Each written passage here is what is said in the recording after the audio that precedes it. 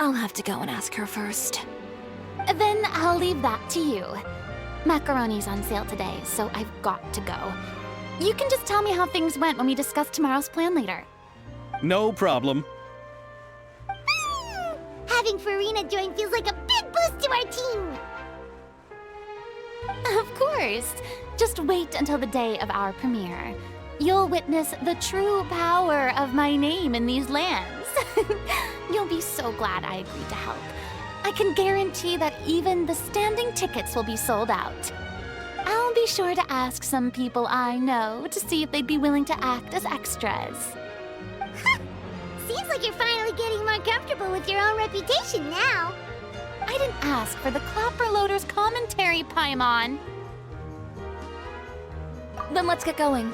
I happen to know where Chevreuse is today. By the way, I'm curious. If my pay is so low, then what about our 2 lead actors? Didn't they travel here all the way from Inazuma? Actually, they told us that they see the trip as part of a cultural exchange, so they didn't ask for any pay. What?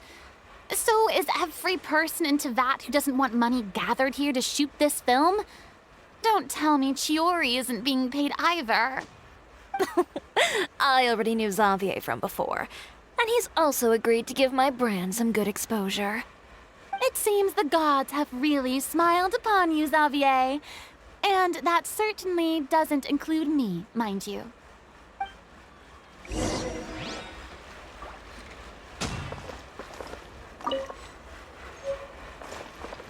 Besides the macaroni, I should also pick up some tomato sauce.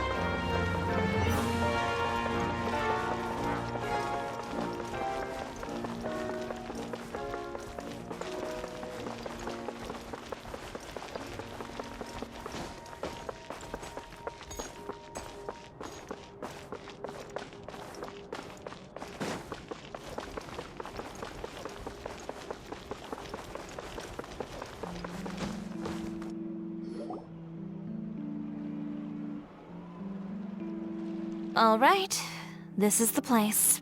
But where's the captain? There's hardly anyone around here. She's over there. The one with an eye patch reading in front of the newsstand. Oh, her! Paimon could tell there was something different about her. She seems kinda intimidating. Please wait here for a moment. I'll go fetch her. She's working now, so you might not want to get in her way. Working? But isn't she just standing there and reading a novel? Just trust me. Oh, alright, let's see what happens then. Chiori sure is a mysterious person.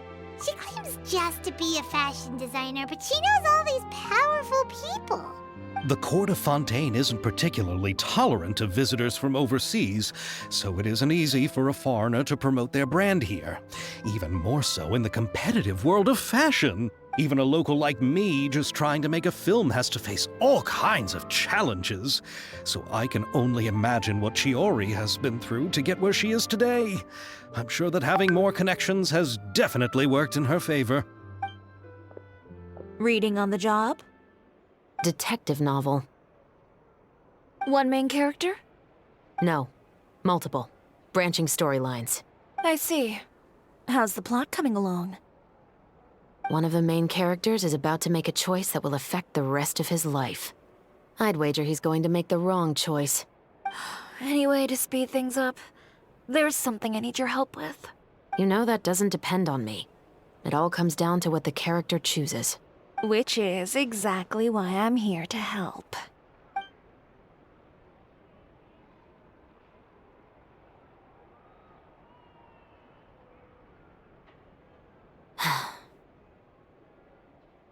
All right. It appears he made the wrong choice in the end. Halt! Huh? What's going on? Hand over whatever you're holding. Oh, it's just a book. I didn't buy anything else. Then I'm sure you wouldn't mind letting me have a look. Excuse me, officer. I don't mind you standing around here, not purchasing anything, but I'd prefer if you didn't disturb my customers. It's bad for business, you know? Don't give me that act. You won't be able to get off so easily either. I am Shavras, captain of Fontaine's Special Security and Surveillance Patrol. I will say this one last time. Hand over whatever you're holding at once. And before you do anything unwise, let me remind you that I'll have you on the ground before you can even think about making a run for it. All right. I'll give it to you. But please let me say something first. If there's any contraband in that book, then the shopkeeper here is the one who slipped it in. I don't have anything to do with this. Why, you trying to leave me on the hook, huh? You were the one who said you wanted it. Save it for the interrogation room. Take them away, Letelier.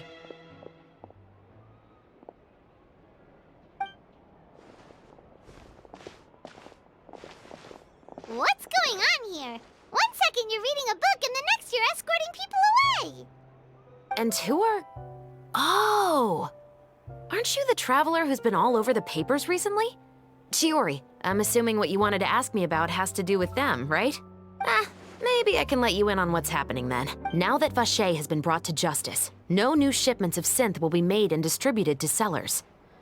The Fontaine guards have been busy collecting the remaining synths still circulating on the market. Thanks to a tip from our reliable source here, this should be the very last batch. Oh, so you were pretending to read a book in order to catch the bad guys. Oh, Paimon almost forgot to introduce ourselves. Paimon is Paimon, and this is the Traveler and Xavier. Hey, I'm Shavras. You probably already heard me introduce myself, so I won't bother repeating it. Yeah, why didn't you make a move as soon as you had the chance? Were you worried that my intel wasn't accurate? No, I wanted to see if the shopkeeper would turn himself in first. All he had to do was come up to me and say that he didn't know where the synth had come from. If he did that, then I wouldn't have had to press charges on him. He had the whole day to turn the synth over to Shavras.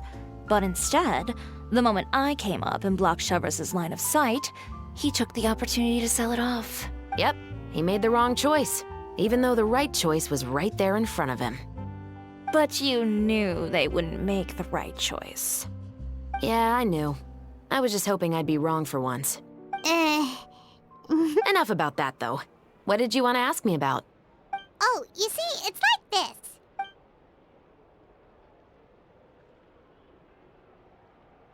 The Two Musketeers. You certainly have a good eye for a story. So what do you need me to do? Just be the action choreographer for the actors? Yes, that's right. I want to make sure we get all the details right. I want the actor's posture and understanding of firearms to be as realistic as possible. However, I'm afraid this work will require a bit of your time, since you'll have to be present whenever we're filming. Also, as for the pay... No need to say any more. I'll join. Huh? Just like that. Really? You're willing to help us with our humble film project? Sure, it's no big deal.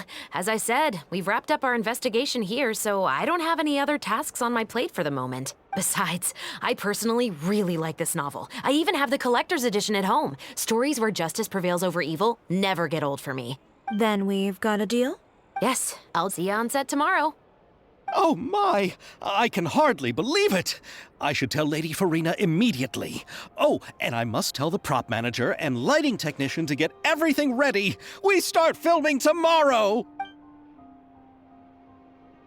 Calm down, Xavier. The film is going to take more than just a day to finish. Still, I should also head back now and start preparing the actors' costumes and makeup. Alright, guess that's it for today then. Traveler, Paimon, please stay for a moment. I have something to tell you. Then I'll take Xavier back. Poor thing. He's so excited that he can't even walk straight anymore. I don't want to spend our first day fishing our producer out of the fountain. He'd better.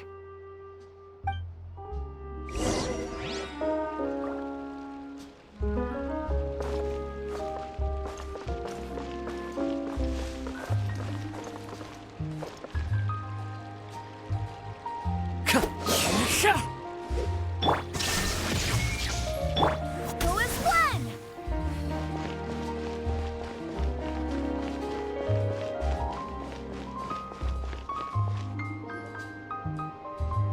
So what did you want to tell us, Chevres? Have you read The Two Musketeers?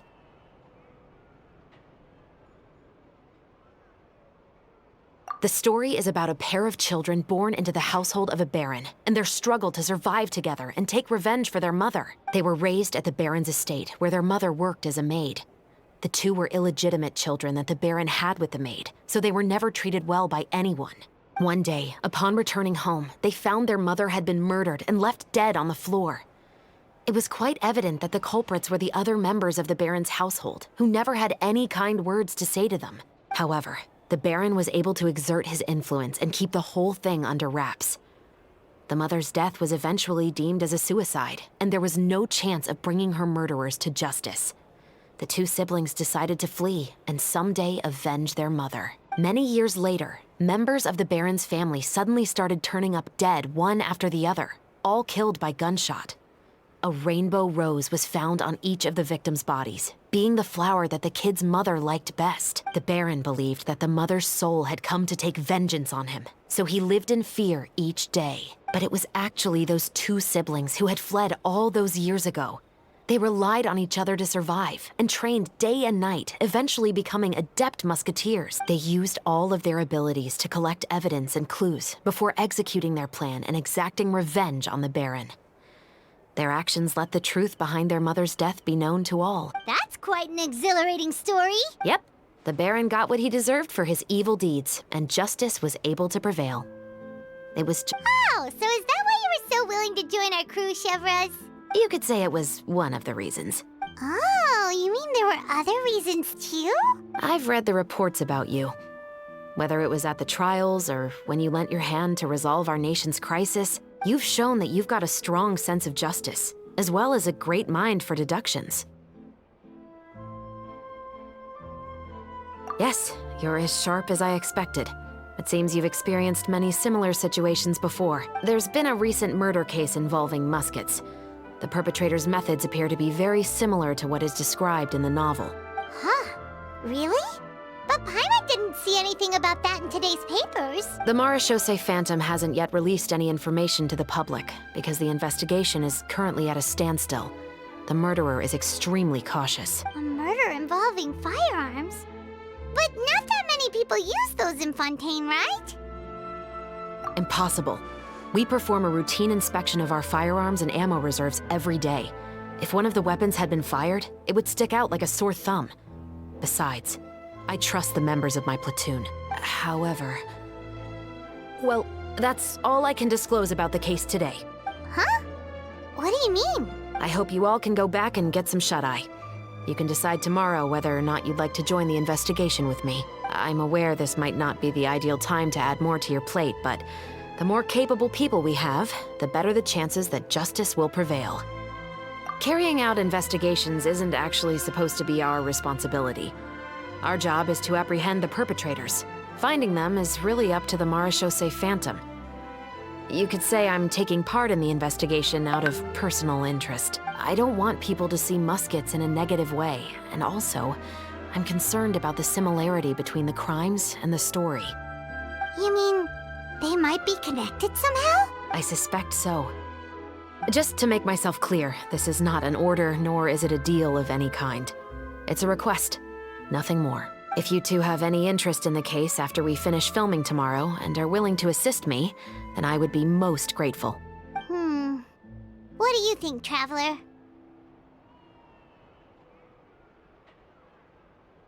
Yeah, you're right. Paimon's getting a little tired, too. We've really been hustling all day. You'd better head back and get some rest. It's good to keep a calm mind, especially when you're about to make an important decision. Otherwise, when the moment comes, you might end up like that shopkeeper and not even realize that the right choice is right there in front of you.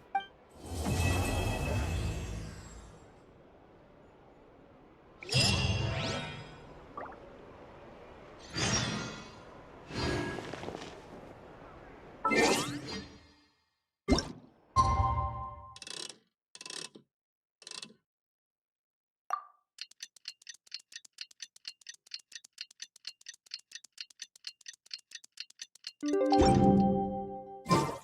finally time to meet up with everyone! Paimon even dreamt of making the film last night. If Paimon remembers right, we're meeting at Hotel de Boer. Let's get going!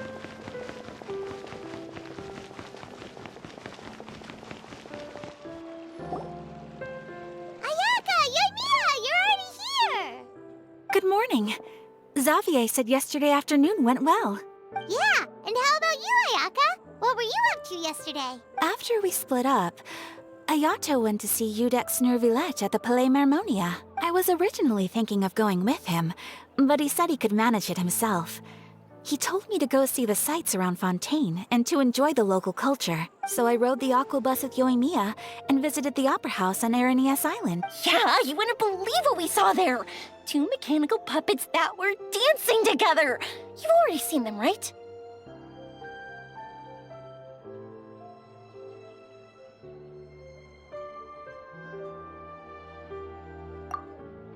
Yeah, those two! Amazing, aren't they? We sat and watched for quite a while. It was mesmerizing. Like we could keep watching them forever. Oh, it was the same for us the first time we saw them, too! Afterwards, we went swimming at the beach! Well, diving, to be exact. It was the first time I ever breathed underwater! I held Ayaka's hand and we counted down together. 3, 2, 1, and then splash! We were beneath the waves.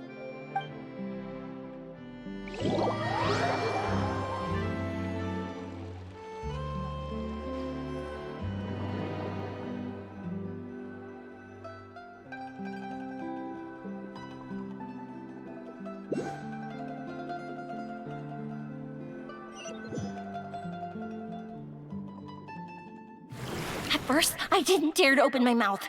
But once I couldn't hold my breath any longer, I decided to take a big breath in. Turns out the water wasn't as salty as I imagined. It didn't really taste like anything at all.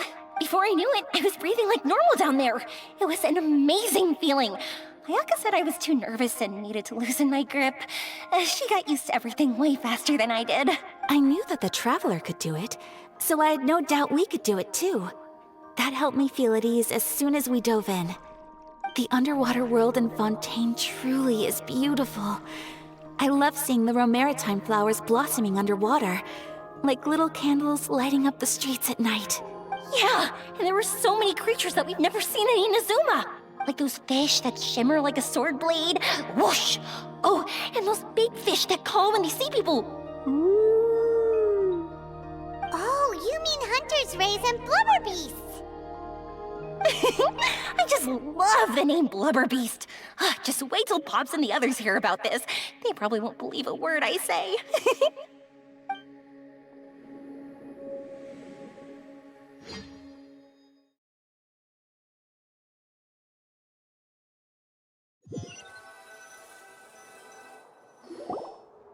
Yoimiya was down there for quite a while. It was dark before we finally rode the aqua bus back to the city. I figured she'd want to sleep in today. Yeah, even I was worried that I wouldn't be able to get up. I still felt like I was drifting in the waves when I went to sleep last night. But as soon as I woke up today, I remembered that we'd all be shooting a film together, and I was ready to go. Speaking of the film, where's everybody else? My brother and Xavier were speaking to the restaurant owner about using the place as a filming location. They should be here soon. As for the others, We're here. Please excuse my tardiness. I just finished the Special Patrol's 6-mile morning jog. Wait, 6 miles? I'm so tired. I heard you all chatting, so I decided to come down. I sure could use some of that endless energy everyone else has. Good morning, everyone. Morning. Can someone fetch me a cup of coffee? More milk, hold the sugar. Sure, I'd be happy to do that for you. No, you can't go anywhere. Please, have a seat over here so I can get started on your makeup. Ugh, the last thing I want is coffee stains on my costumes. I can get the coffee. It's the perfect job for an assistant.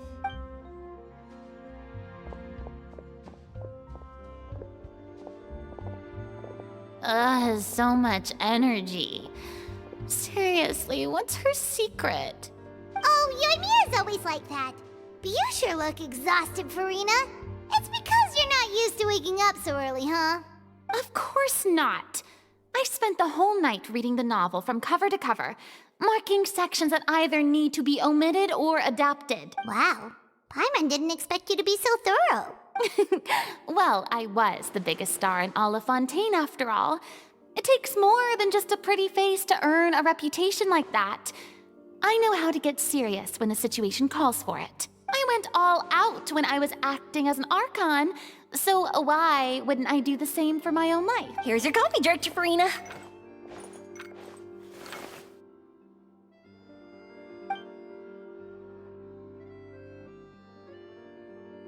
Oh, thank you.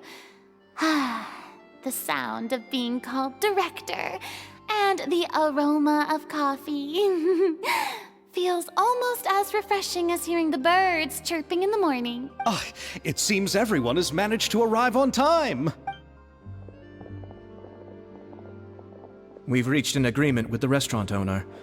We are free to use the second floor to shoot our film. Really? That's great! He is really looking forward to our film, and hopes that providing his restaurant as a filming location will attract more customers. Well then, Mr. Xavier, I'll leave the rest to you. Okay, thanks.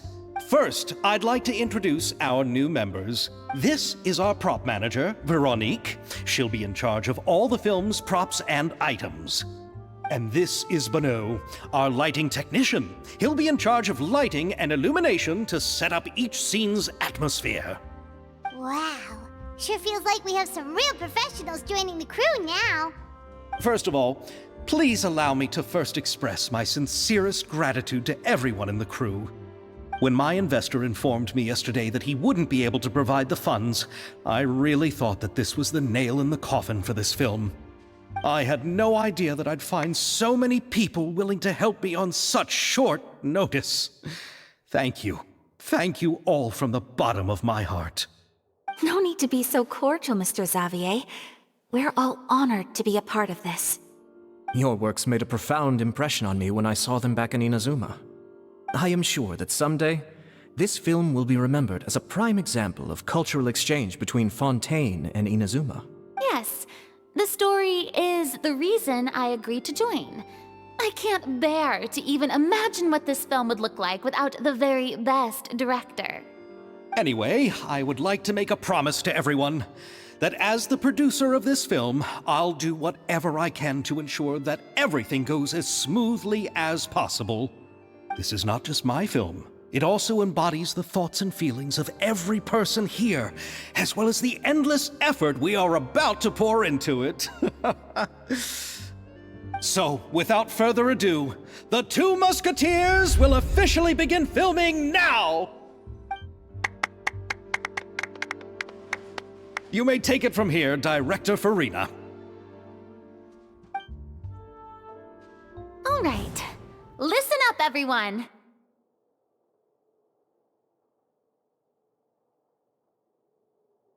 The first scene takes place when the two young musketeers are living at the Baron's home, still unaware of all that is about to happen to them.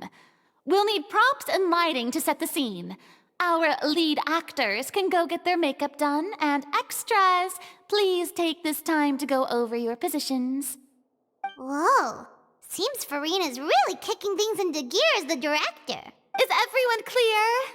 I don't want anyone traipsing around the set like umbrella finches. All right, cameras will start rolling as soon as the set is ready.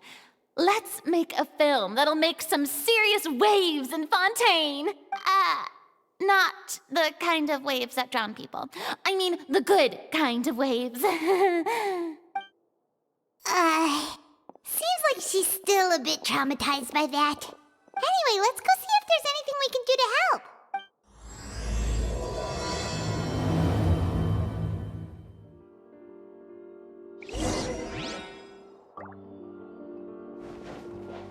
I don't need any help here. Why don't you try asking someone else?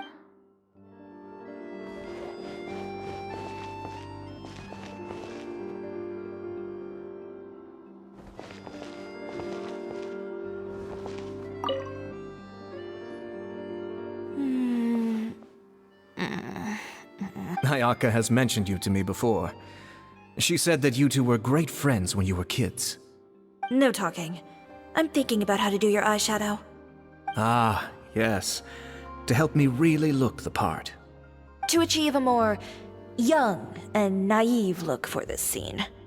Are you saying the wrinkles around my eyes are too deep? You just have too much of a calculating look in your eyes. You sure don't mince your words. It seems you really haven't changed much. Quiet.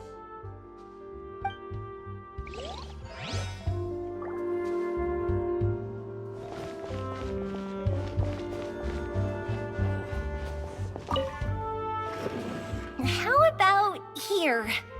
A little more to the left. You got it. Hey, Yoimiya, do you need a hand?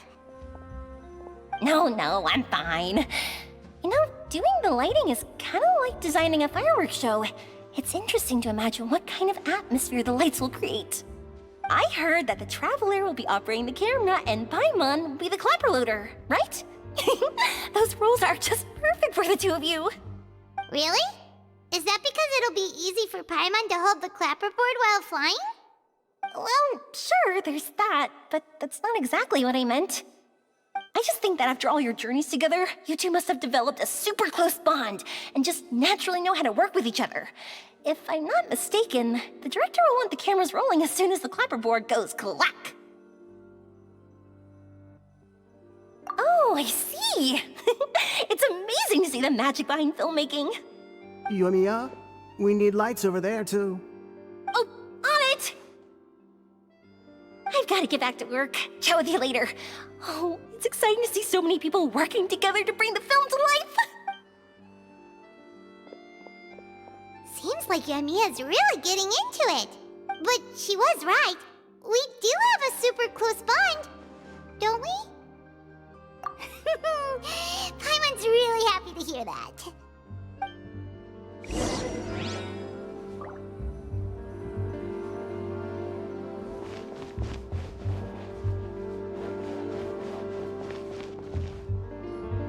So, this is a real musket?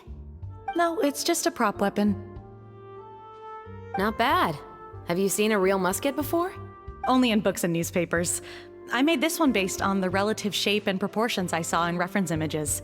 When we're filming, some special gunpowder will be applied around the muzzle, which will help create the flash and smoke effects of a real gun being fired. Which means it'll be up to the actors to portray the recoil.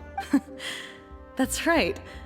The sound effects for gunshots will also be added in post-production. Thank you, Veronique. I think I know where to start now. However, the musket's gears and firing pin could still use some work. Adding some wear on the metallic components will make them appear more realistic. Also, be sure to rub the muskets with some oil each time before we start shooting. That'll give the impression that the firearms have been well maintained. Good point. You seem to know a lot, Miss Chevres. I assume you use these types of firearms on a regular basis? Yes, I perform routine maintenance on my weapons every day. Just like we as people need to eat and sleep, muskets need to be cleaned and maintained. I also perform similar care for my sword every day, and familiarize myself with its shape and weight, to the point where it feels like a natural extension of my body. Yes, this way, our weapons will never betray us in the heat of battle. Yes, well said. It seems we have the same philosophy on this topic. Oh, Sounds like they found a common interest to talk about. Though these props differ from the muskets I use, I can still give you some pointers. Good. I look forward to your instruction. First and foremost, never point the weapon at anyone, regardless of whether it's a real or prop weapon or whether you're holding it or it's on the table. This holds for any time when you're not actively engaging an enemy. Okay, understood. When aiming the musket, extend your arm so that it's level with your shoulder, and use your eye to look down the weapon's sights. Like this? Not bad. Now, try saying your lines. This is the end of the road for you. Good. Now turn your body a little. That way, you'll give your enemy less of a target to work with. And relax your shoulders. Here, allow me to demonstrate. This is the end of the road for you. Huh. Excuse me, Miss Chiori. Director Farina, there's something I wish to discuss with you. Oh? What is it? Like this? Yes, much better. What do you think? I do see your point. But are you sure you wish to do this? I believe it would be most fitting. Well, if you insist. All right, I understand. Miss Ayaka, Miss Chevres, could the two of you please come over here? Huh? What's going on? Are we gonna start filming now? Let's go see. What is it? I have a question for you, Miss Chevres. Would you be willing to play the role of a musketeer? What? To clarify, I would like to turn over my role to Miss Chevres. But brother... Don't worry, Ayaka. I actually view this as a good thing. I was becoming troubled trying to set aside some time to speak to the staff at the Palais Mermonia. I would like to have some conversations about the cultural exchange between our two countries, and I've heard that the bureaucratic process here can get rather complicated. Now, I will be able to focus on my work. Besides, you also know that I'm not really one for public performances. Are you really sure? From a director's point of view, I also felt like the relationship between the two musketeers in the original story could be improved. The older brother in the story plays the lead role with his overbearing character, but this causes his character to overshadow that of his sister, and the theme of the two supporting and relying on each other isn't conveyed very well. But if we were to change the siblings to two sisters of a similar age, then that aspect of the story might come through more clearly. Also, I've seen you instructing Ayaka. That cold and dignified personality is exactly what we need for the older musketeer. Of course, even with all these insights, the decision should still be made by Miss Chevres. Chevres mentioned that she really likes the story, right? Paimon bets that she'll take the role.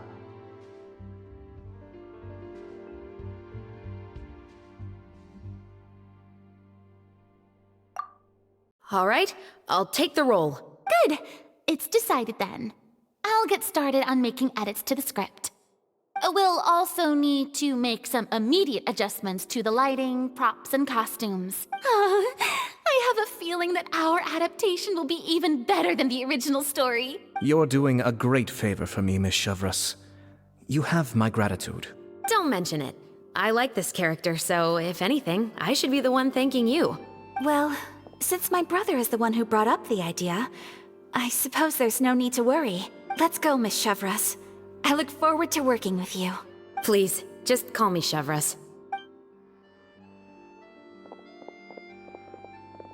Seems like you're really going out of your way to solve the problem I was having with your makeup. Surely you jest, Chiori. I assure you that I was mostly motivated by a desire to spend more time on formal business. Oh, come on. You really think I'd buy that? According to what I've heard from Ayaka, her brother is someone who can juggle 10 different matters at the same time. I'm sure you have other reasons for backing out. Perhaps. Ayaka always said she wanted to go out and see more of the world, just like the Traveler. But I feel that she needs not only to see other nations, but also to make some different kinds of friends. I think it would be harder for her to make new connections with me constantly by her side. I would like to give her some space. All right, go on. Spoil her some more. Ayato! It's too bad you're stepping down from the role. Paimon really wanted to see you act as a musketeer.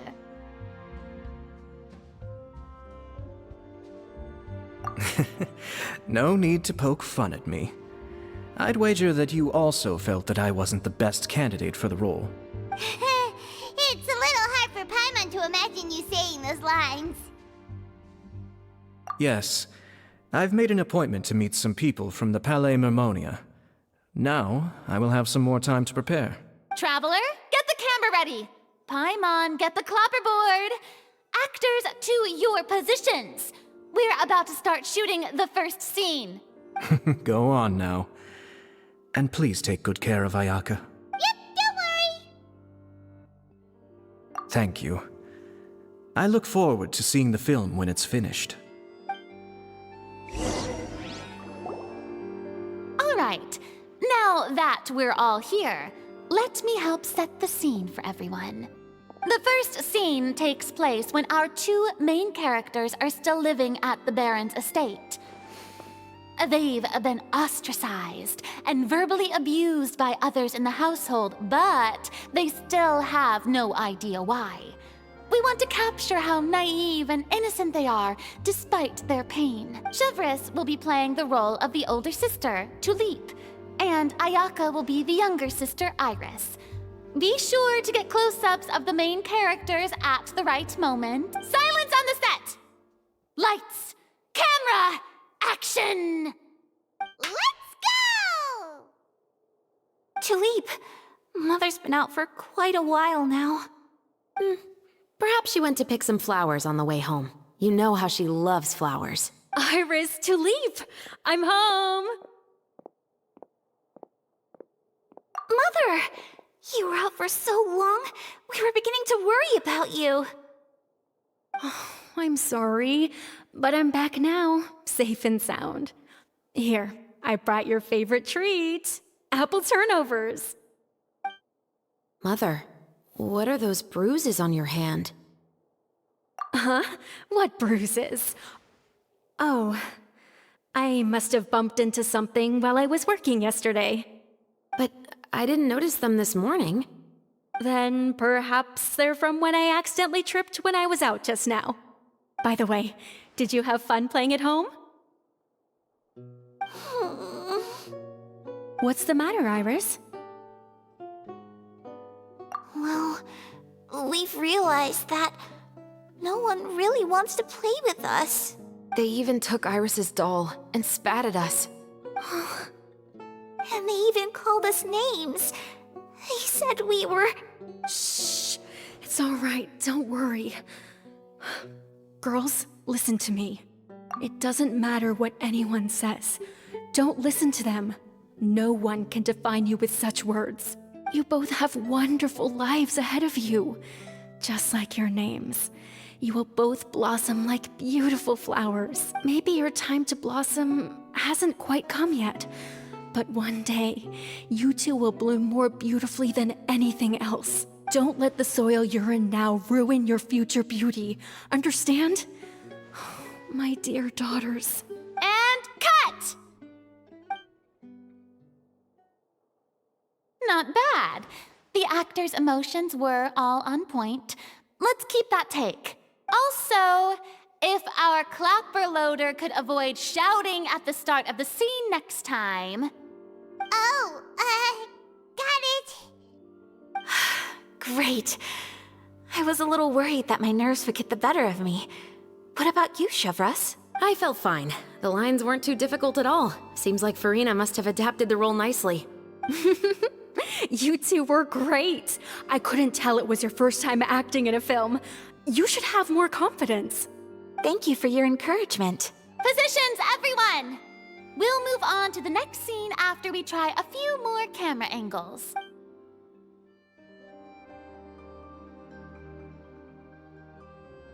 This scene is when our two characters return home, only to discover their mother has been murdered.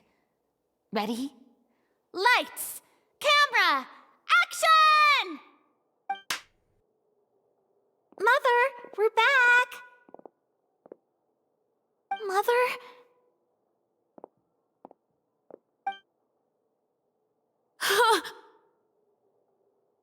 What's wrong, Tulip? Iris, stay away! Huh? Why? What's... Mother! Mother... She's... There's poison in this cup. Huh? I could have sworn I've seen this kind of cup before. Those aristocrats. They didn't even try to cover up their actions.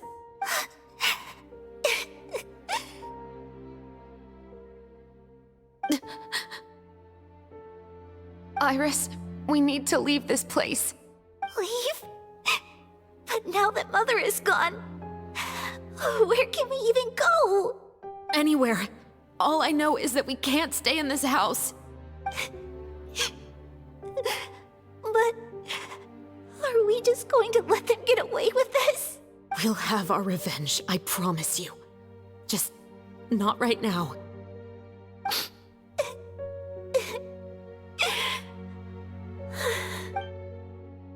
Come on, let's go. No, wait. We can't just leave Mother here like this. At least let me leave this rose with her. That's why we went out in the first place. To buy her this flower. All right. Goodbye, Mother. We'll avenge you. Someday. And cut! Beautiful! Great performance! Oh my, you're so amazing, Ayaka! And were those real tears I saw? How did you do it? I was surprised too. Thank you for the kind compliments. Actually, as soon as Director Farina said action, I told myself not to think about anything. I just felt the weight of the moment and became the character. It's quite similar to practicing the art of the sword. You clear your mind and focus only on what's happening in front of you. Ayaka's performance was amazing. Have I discovered an acting prodigy? Pipe down, everyone! We need to move on to the next scene!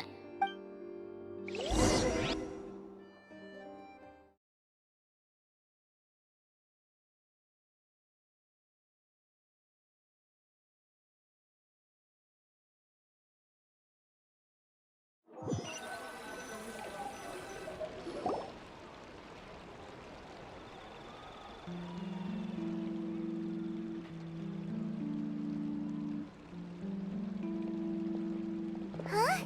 Are we done already? But Paimon wants to keep playing with the clapperboard. How do you feel, Traveler? Is your arm sore from holding the camera all day?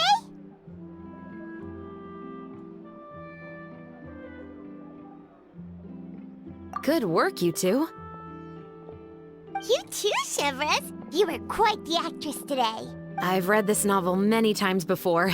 I have a good grasp of my character's mindset. Anyway, do you remember my request from yesterday? Oh, right!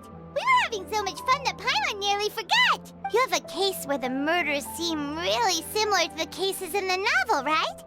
So, how are they similar exactly? In the story, the main characters grow up to become two musketeers, always using their guns to carry out their revenge. And on each of the victims, they place a rainbow rose as a signal that they've returned. Yes, that's correct. We found rainbow roses just like in the novel. Seems like you're connecting the dots now. Oh, that does sound pretty concerning. Especially after seeing the script today. Oh, now Paimon can't stop wondering what kind of ulterior motive the murderer might have. What do you think, Traveler? You're smart. Paimon wants to hear your thoughts. Good. On behalf of Fontaine's Special Security and Surveillance Patrol, thank you for your dedication to justice. There's no time to lose. We should start investigating right away. Follow me. Huh? Right now? Well, we just got done filming all day. Paimon's so tired. The most valuable intel always comes after nightfall. They are like small, remote islands in the middle of the sea. If you don't stay vigilant, you will pass right by them in the fog. That's how one of my favorite books always puts it, at least. So, where are we going right now? Let's start by checking out some workshops that sell mechanical components.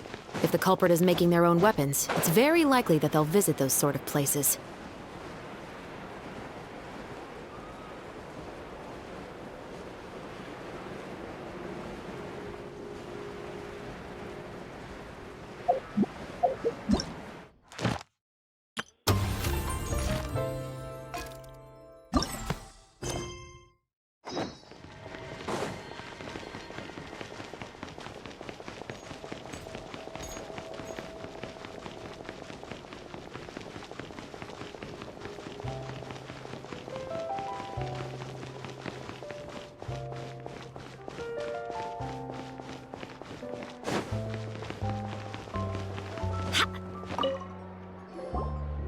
Welcome to Le Show's Clockwork Workshop. How can I help you? Hello.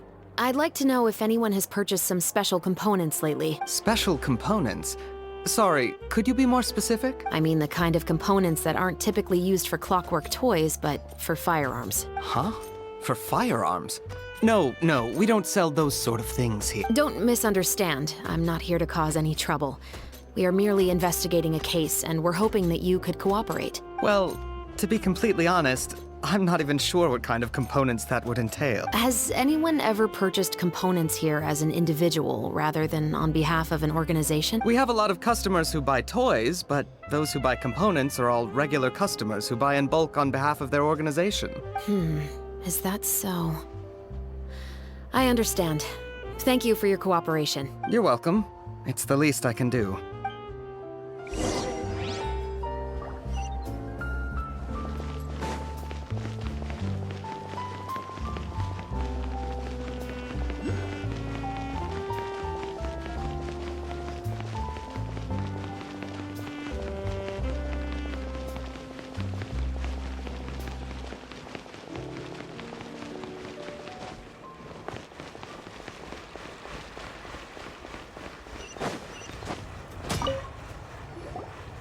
Oh, hey, Chevres. Run out of oil for your musket again? Hello, Estelle. I want to know if anyone has come to your shop recently to order some firearm components. Oh, is this another case? Let me think. I don't think so. Some people have requested that I make some prop guns for the Fontanalia Film Festival, but I refused all of those requests. Oh? Why's that? Because there's no profit! I only make things here that can do some real heavy lifting. I don't have the energy to make some new molds just for the festival. Then has anybody come specifically looking for mechanical component? Well, I usually sell off my scrap to the Fleuve Cendre. I don't typically give them to one specific person. I understand. Thanks for your cooperation. Don't mention it. Always happy to have the Musketeers' patronage. Seems like we haven't found any leads to go off yet. Yeah, unfortunately. All right, let's head to Fleuve Cendre next. Huh? Are you sure? People might not be so thrilled to see the captain of the special patrol there. You think so, huh? Then I guess you don't know. Huh? Know what? That I grew up in Fleuve Cendre.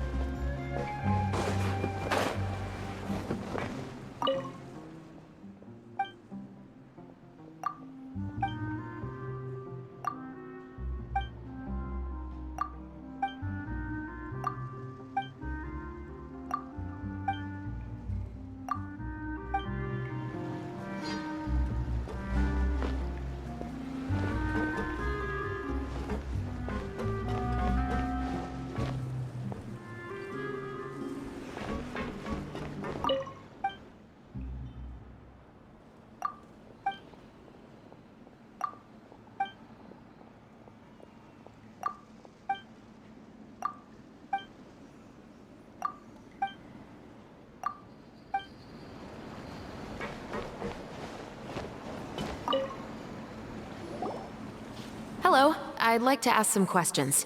I don't know anything. Don't worry, I'm not here to arrest anybody. You say that now. It's the truth. Here, take this as my guarantee. Wait, did Paimon just see what she thinks she saw? Is the captain of the Special Patrol bribing a citizen?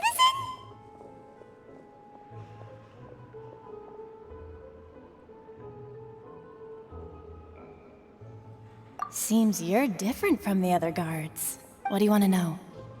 Have you heard anything related to Muskets in Fleuve Cendre lately? Anything at all? Muskets, huh? All I know is that about 2 weeks ago, we started hearing some loud noises at night. So loud that it's been waking me up. Were they gunshots? Possibly. It's hard to tell around here. Someone's house collapsing, a pipe exploding somewhere, it's all the same. But the noises I'm talking about definitely happened after I fell asleep. Do you know where the noises were coming from? I don't remember clearly. Is it that you don't remember, or that you need to think about it some more? You tell me. Then please, think about it some more. She's giving her even more Mora!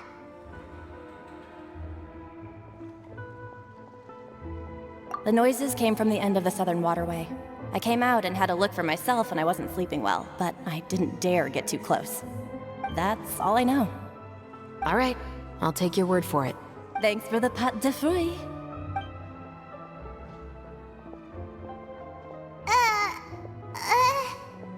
No need to be surprised. I grew up here, remember? I know how to get people around here to talk. My apologies, I'm all out of sweets. Though I do have some other tempting snacks in my custody. Fries, fried chicken, and even onion rings. But taking care of junk food is my responsibility. You're better off sticking to your normal, nutritious diet. Now then, let's keep going.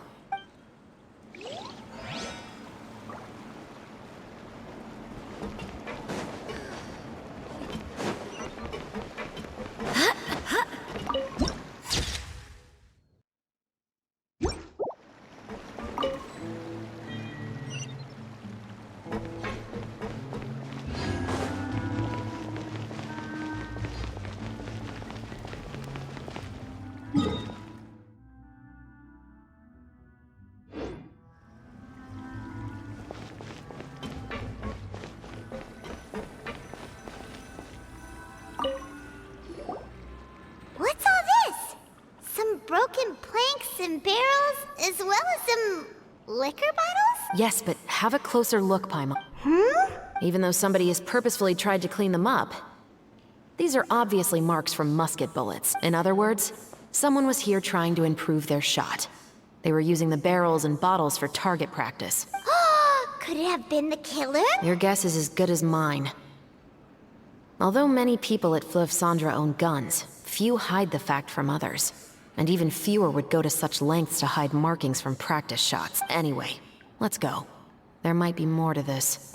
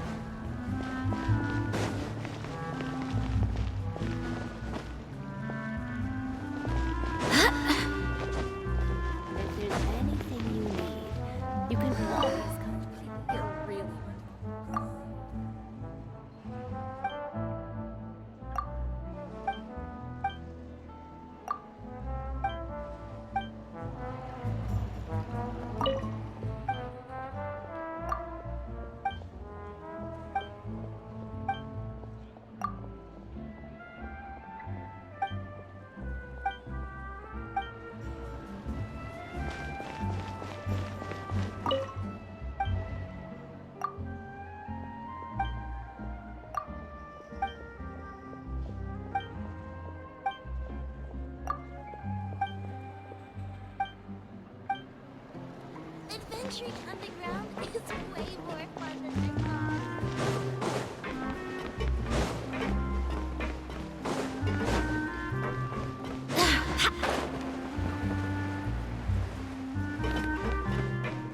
I guess I'm finally on the right path. I need those parts. It's been a while, Tetro. Please, just get on with your request. I want to know if you've heard anybody talking about muskets lately. Information isn't free, you know. I've heard that bandits have been extremely active in the countryside recently, and they've been affecting the delivery of goods to Poisson. I can allocate some more manpower to help out with that problem. What do you say? You're still as helpful as ever. One of our men got drunk at dinner about a month ago and lost his gun. 3 days later, it turned up in the corner here. What's weird about that? He just forgot where he put it, right? This is Fleuve Cendre, my friend. Anything of value left in the tavern won't ever make it to the next day. But that gun turned out to be an exception. It didn't get any new wear and tear on it, and didn't even appear to have been fired. We were quite mystified as to what could have happened. I suspect it came back because the weapon was already known to the guards. You mean, a criminal was afraid the Marechaussee Phantom would use the shot marks to track them down? Maybe. But if that's the case, the culprit really took great care to avoid getting caught. I didn't say anything about a criminal. In Fleuve Cendre, knowing who was killed is as easy as knowing what clothes you're wearing today. It's the guy living in the east side, isn't it? I've never liked him. Every time he's here, he just orders a drink and sits there with a nasty look in his eyes.